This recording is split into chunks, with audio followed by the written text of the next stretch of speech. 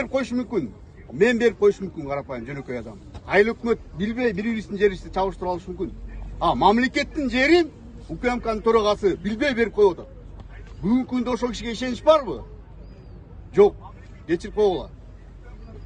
Кемпир абадтын суусу биздики асты жер тияктыкы чек ара антип чечилбейт. Чек ара деген мейкиндик сызык кетет. Жер ядросунан баштап космостогу мейкиндикке чейин, жердин ядросунан космоско чейин бүттү. Ошол Кыргызстандын жери болот. Анан үстү казандын сорпосу биздики, казан тигилердики деген жок. Бүгүнкү күндө Кемпир абад 1962-жылы Советтер СССР убагында курулуп баштаган.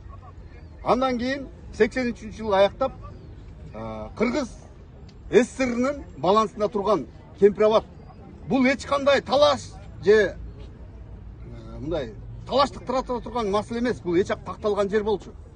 Муну бүгүнкү күндө эмне үчүн козгоп атат? Мага абдан белгисиз болуп атат да. Бул жөн турган бүркүттү таранчы келип көтүн чукул үркүттү дегендей болуп атат да. Мунун кереги жок болчу да. Чын, колунан келбей чек араны чечпей эле, тынч эле бийликте 10 жылбы бир кылым иштей бергилечи.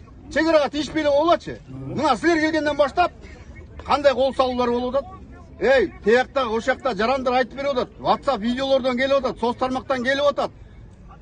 Отбой деген командалар болду дейт. 4 саран салат токтотуп коюпчу Баткенден. Бул эмне деген чыккынчылык?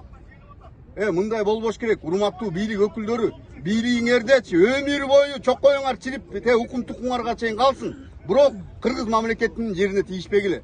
Мамлекет жалгыз, ал ыйык. Ошондуктан урматтуу көрүүчүлөр туура түшүнгүлө, мен эмоция калтырып алсам. Болду, ушундан токтойм.